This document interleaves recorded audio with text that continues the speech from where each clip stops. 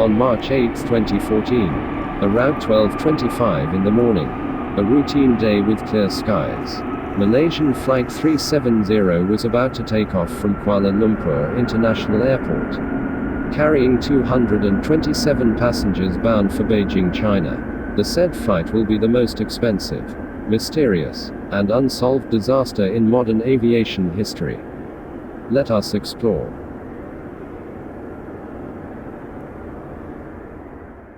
Malaysian Flight 370 was piloted by Captain Zahari Ahmad Shah and his first officer Fariq Abdul Hamid, together with 10 cabin crews and 227 passengers. Less than an hour into the flight, from Kuala Lumpur International Airport, at an altitude of 3,500 feet, Malaysian Flight 370 lost communication with Ho Chi Minh Airport after its standard radio signed off. Malaysian 370 maintaining level 350. Malaysian 370. Malaysian 370 maintaining level 350. Malaysian 370. Malaysian 370 contact Ho Chi Minh 120.9. Good night. Good night, Malaysian 370. The plane vanished from radar on all 3 radar stations that was supposed to be in communication with the aircraft, mainly from Kuala Lumpur, Ho Chi Minh, and Bangkok radar stations. The Malaysian aircraft Flight 370 is a Boeing 777, installed with several instruments to maintain communication with the ground. The transponders installed on the plane was supposed to send signals to the radar stations about the location of the plane during the estimated 6-hour flight. The transponders of the aircraft stopped communicating with air traffic control during the signing off of the radio communication with Beijing Air Traffic Control. The Malaysian military disclosed information about the said flight and its monitored path using its military radar that relies on reflectance rather than transponders.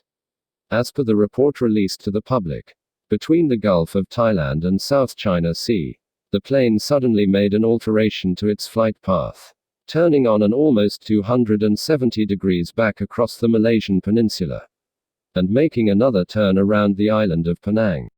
With the data from the Malaysian military radar, initial search efforts were conducted around the Bay of Bengal, Andaman Sea, together with the Malaccan Strait, and parts of the South China Sea, for several days by both air and sea vessels from multiple countries.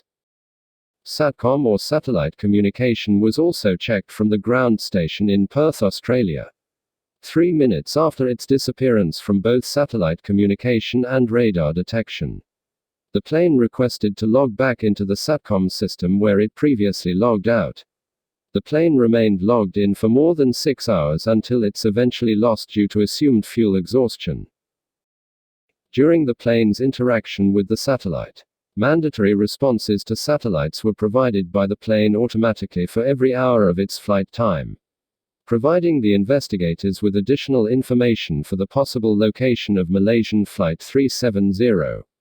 The SATCOM data provided 7 potential imaginary rings for every hour of mandatory communication with the ground station in Australia. Projected to the surface, the imaginary rings were all assessed with the following factors considered.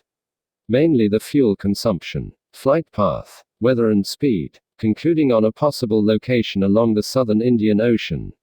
Search efforts were made by multiple countries both via air and sea, on a search area of approximately 4.5 million square kilometers of ocean that is so remote that it took almost 6 to 7 days to get to the said location. During the search, several items were to be prioritized. First, the black box. MH Flight 370 contained 2 black boxes, each having a 40-day battery capacity and was designed to withstand high impact and extreme temperatures. The units were to contain vital flight information that would shed light to the possible reason of the flight's disappearance. Intense search efforts were conducted on the area, provided with the help from multiple international agencies, providing state-of-the-art equipments and highly capable personnel. The search continued for several months, with little to no concrete results of the Malaysian Flight 370's fate. July 29, 2015. On Reunion Island in Madagascar, Locals found a possible airplane debris, which was later found to be a right flaperon of Malaysia Airline Flight 370. During the physical search of the plane, several theories and investigations were conducted simultaneously to the personnel present during the flight. Both passengers and crew members were background checked and assessed for any possible motives.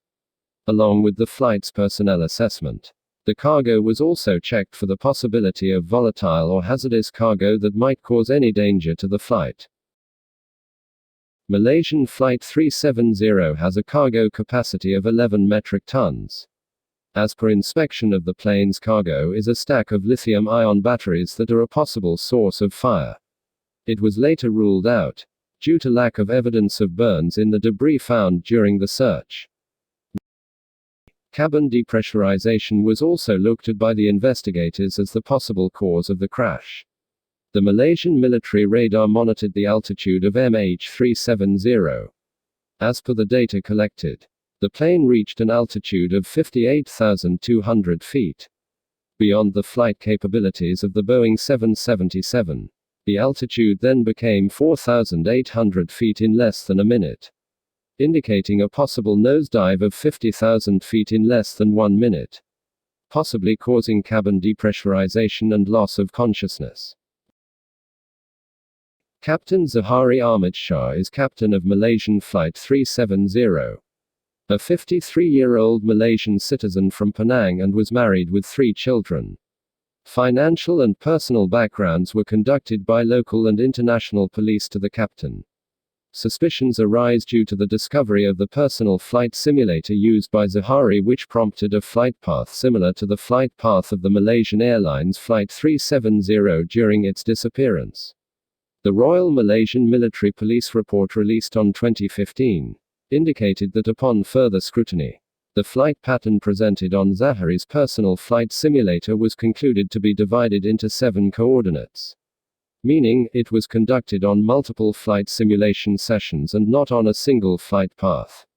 Suspicions still remain with regards to the coincidences of the personal simulator's flight path compared to the flight path monitored by multiple radar and satellite stations on the ground. In 2018, the Malaysian government concluded that Malaysian Airline Flight 370 was manually manipulated both in its communication system and heading changes, based on the debris and flight pattern of the aircraft that made severe flight alterations that are beyond the Boeing 777's autopilot capabilities. No formal acknowledgement of who made the alterations and for what possible reason. Based on the evidence provided by multiple sources and other circumstantial evidence, the plane, in my opinion, indeed was manipulated manually. The heading alterations and altitude data presented was as per investigation beyond the capabilities of the autopilot and was indeed manually executed by a personnel on board. Whether political or other motives, no justifiable reason could be presented to reason out the senseless loss of innocent civilian lives. I pray for the people involved and their families.